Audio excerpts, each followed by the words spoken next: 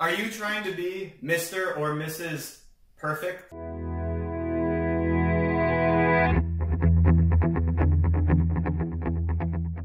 Hi guys, I'm Derric. Thanks for joining me for another episode of Big Tips for Small Business. Today I want to talk about how to give up the dream of perfection in the quest for continuing perfection.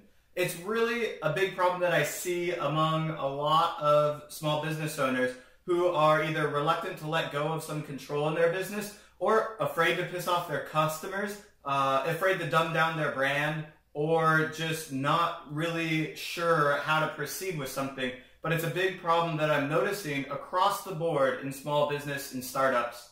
It's that you don't want to release something to the public because it's not perfect yet. And the reason this is bad is because you're giving up opportunity while you wait to perfect it. And the opportunity you're giving up is significantly greater than the benefit of those final tweaks at the end for your product. So what I really want to preach to you today is to let things go out before they're perfect and make mistakes in front of your customers, get feedback on it, and improve that way rather than holding things back and being afraid to piss a couple of people off, being afraid to really show somebody not the most sculpted final product. Now, in some brands, you do keep this like high level of perfection. Maybe if you're Louis Vuitton or a high-end fashion designer or something along those lines.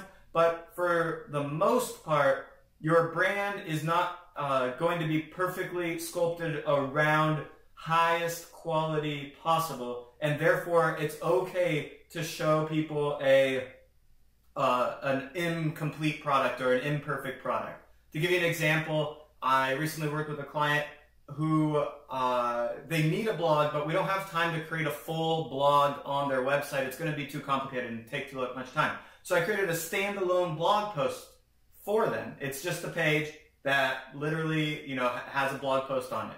They're not comfortable using the page because it doesn't complete the full semblance of the rest of their brand. There's no menu at the top, their logo isn't there, et cetera, et cetera. So, but the call to action at the bottom is too strong and too salesy. The thing about this is that it's better than nothing 100%, but because you have resistance mentally, you're thinking, no, but I can't let someone see this and it goes wrong. That could end up badly for me. I could lose customers, I could piss off customers. Well, the truth is that if they see that and you lost them forever, they weren't a customer to begin with, and most likely if they see that and they were turned off, you can still get them back later. You don't lose people just because they saw an incomplete product. You only lose people if you actually tick them off some way. Okay, so there's a big difference between those things, and you need to make sure and understand that difference when releasing imperfect products to your customers.